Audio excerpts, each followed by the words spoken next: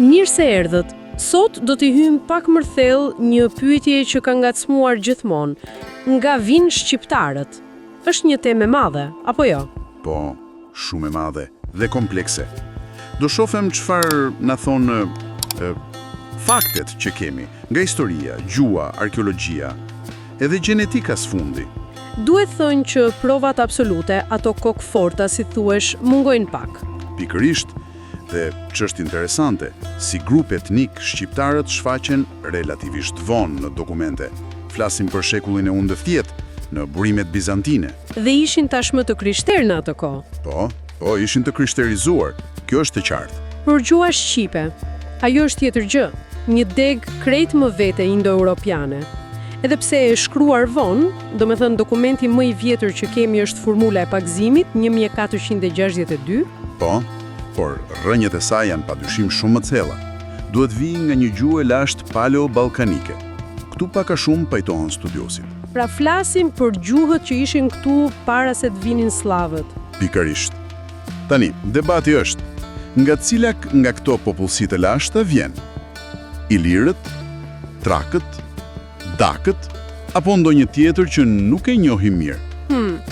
Le ta nisim nga emri, sepse ne sot themi shqiptar, por ka qenë edhe arbër. Cili është më i vjetri? Arbër ose arbënesh, arbëresh, është më i hershmi.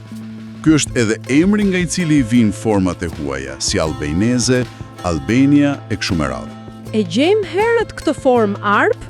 Format arb ose alb i gjejmë qysh te Ptolemeu në shekullin e dytë përmend fisin albanoj, por si emërtim etnik, do me thonë për popullin, përmendja e parë e sigurt është nga Atleiates, shekulli 11. Dhe shqiptar kur hyri në përdorim? Shqiptar filloi ta zëvendësojë arbër gradualisht, sidomos pas shekullit 17, ndoshta u bë më i përhapur gjatë periudhës osmane. Për etimologjin ka debate. Po, kam dëgjuar për dy teori kryesore. Po, ose nga folja shqipoj, pra flas qartë, e kuptoj, ose nga simboli i shqiponjës. Nuk ka një përgjigje definitive. Mirë, kthehemi te gjuha. Ajo na ruan shumë shkanga e kaluara. Për shembull, huazimet nga latinishtja. Ato janë thelbësore apo jo?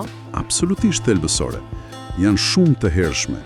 Disa madje duket se janë para krishtiane. Kjo tregon një kontakt shumë intensiv, jo thjesht kalimtar, me botën romake. Bashkëjetesë praktikisht. Po. Dhe diçka tjetër e rëndësishme. Leksiku i krishter në Shqip është kryesisht me bazë latine. Shumica e termave fetar. Jo greke? Shumë pak nga greqishtja e vjetër. Ato pa huazime që ka, kryesisht nga dialekti dorik, duket se i përkasin një periudhe edhe më të hershme, para epokës krishtiane, ndërsa huazimet slave janë më të vonshme sigurisht pas shekujve 6-7 kur erdhën slavët. Po, kjo sugjeron kontakte më të reja, ndoshta në mes jetë, në zona malore, ndoshta fillimisht, dhe mos harrojmë ka edhe gjurmë më të vjetra akoma, ndoshta para indo-evropiane. Si sistemi i numërimit, 20, 40. Pikërisht, ai sistemi vigjezimal me bazë 20. Kjo është një veçori që e ndan me pak gjuhë tjera dhe mund të jetë një relike shumë e lashtë. Po emrat e vendeve, toponimet, Durrës nga Dyrrachium, Shkodra nga Skodra, këto çfarë tregojnë? Ato tregojnë një zhvillim fonetik brenda shqipes. Do me thënë, tingujt kanë ndryshuar sipas rregullave të shqipes. Kjo sugjeron ose që folësit e shqipes kanë qenë aty gjatë gjithë kohës, ose që kur kanë ardhur në ato zona, i kanë përshtatur emrat sipas gjuhës së tyre. Pra, një vazhdimsi gjuhësore në atë territor. Po, ose një lëvizje e folësve të saj brenda Ballkanit. Edhe nish nga Naisus Romak ndjek të njëjtat rregulla fonetike të shqipes. Mirë, kemi gjuhën, po gërmimet arkeologjike. Çfarë na thot dheu? Përmendet shpesh kultura e Komanit Krujës.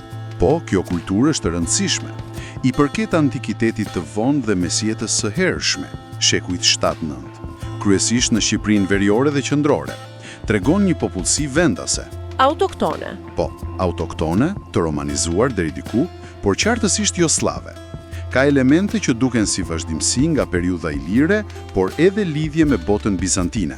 Dhe a lidhet kjo me Arbanonin mesjetar? Nuk mund ta themi me siguri absolute. Do me thënë, nuk kemi një dokument që thot këta të Komanit janë Arbanonët. por konsiderohet si një dëshmi e fortë për vazhdimsinë e një popullsie lokale në këto troje edhe pas rënies së perandorisë romake dhe dyndjeve slave. Pra arkeologjia e mbështet idenë e vazhdimësisë lokale. Kështu arrim te teoritë kryesore. Teoria ilire është ende më e përhapura, apo jo, edhe pse dim pak për ilirishten. Po, mbetet teoria dominuese. Argumenti kryesor është gjeografik. Shqiptarët jetojnë në një pjesë kyçe të Ilirisë së lashtë. Pastaj disa toponime dhe sidomos huazimet e hershme latine që përmendëm. Ato funksionojnë më mirë nëse kontakti ka ndodhur në Iliri. Po fakti që ilirishtja është thuajse e padëshmuar, kjo është pak problem. Ky është problemi kryesor, sigurisht. Kemi vetëm disa emra dhe fjalë të izoluara. Gjuha më e afërt me të, që njihet pak më mirë, mesapishtja në Itali. Duket se ka disa ngjashmëri me shqipen, por prap provat direkte mungojnë. Cila është alternativa kryesore? Teoria trake ose dakomeziane? Kjo është alternativa tjetër kryesore. Mbështetet te disa fjalë të përbashkëta me shqipes dhe rumanishtes, e cila ka një substrat dakomezian. Pra nga gjuha e dagve dhe popullsive të afërta. Gjithashtu, disa toponime si Shtip në Maqedoninë e Veriut që mund të vijë nga Astibostrak. Disa gjutarë argumentojnë edhe se mënyra si kanë hyrë huazimet latine në Shqip i përshtatet më shumë një zonë lindore të Ballkanit, por ky është debat i madh. Po, kundër argumentet? Kundër argumentet janë të forta. Fjalori krishterë latin, jo grek, siç do pritej më në lindje. Mungesa e huazimeve të shumta nga greqishtja e vjetër, edhe struktura gramatikore e shqipes duket ndryshe nga ajo që rindërtohet për trakishtelen. Pra, ka probleme dhe kjo teori. Dhe së fundi, gjenetika, kërkimet më të reja çfarë po tregojnë? Gjenetika po jep një pamje të interesante, por ende jo përfundimtare. Haplogrupet kryesore të kromozomit Y, që trashëgohen nga babai, si EV13, RB, GGG, janë të zakonshme të shqiptarët, por edhe të fqinjet në Ballkan dhe Itali. Kjo tregon lidhje rajonale dhe histori komplekse popullimi. Pra, nuk jemi krejt të izoluar gjenetikisht? As pak. Ka një shkallë të lartë të paraarsëve të përbashkët brenda grupit, por edhe lidhje me popujt përreth. Një studim i ADN-s mitokondriale nga nëna, nga disa varreza trake, gjeti afërsi me shqiptarët modern, gjë që mbështet disi teorinë trake. Po studimi i madh i Lazaridisit. Ai viti 2022. Po, ai ishte shumë i rëndësishëm. Sugjeroi një vazhdimsi të konsiderueshme gjenetike në Ballkanin Perëndimor që nga epoka e bronzit të mesëm e këtej. Kjo e forcon shumë idenë e një popullsie autoktone jetë gjatë në rajon, paraardhëse e shqiptarëve modern. Kështu që ato teoritë më të vjetra, pelazge, kaukaziane, italiane e të tjera, mund t'i lëmë më njanë tani? Po, ato konsiderohen të vjetruara. Nuk kanë mbështetje serioze shkencore, as gjuhësore, as arkeologjike, as gjenetike. I përkasin më shumë romantizmit nacional të shekullit 19 ose spekulimeve të hershme. Atere, si përfundim, çfarë mund të themi? Dëshmitë e kombinuara të gjitha bashk anojnë nga një origjinë paleo-ballkanike.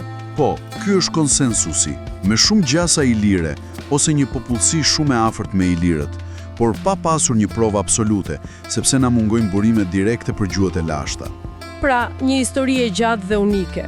Padyshim, gjuha dhe kultura shqiptare, ndonë se pjesë e Ballkanit, kanë zhvilluar një identitet të veçantë, të ndikuara fort nga Roma, Bizanti, më vonë Slavët, Osmanët, por duke ruajtur thelbin e vet. Dhe kjo na lë me ato pyetjen e madhe në fund. Si ka mundësi që një popull dhe një gjuhë kaq e veçantë ja dolën të mbjetojnë në mes të gjitha atyre perandorive, luftrave, migremeve, në këtë udhkryq që është Ballkani? Kjo është ndoshta dëshmia më e madhe e qëndrueshmërisë së tyre. Një enigmë që vazhdon të na nxjisë të kërkojmë më shumë.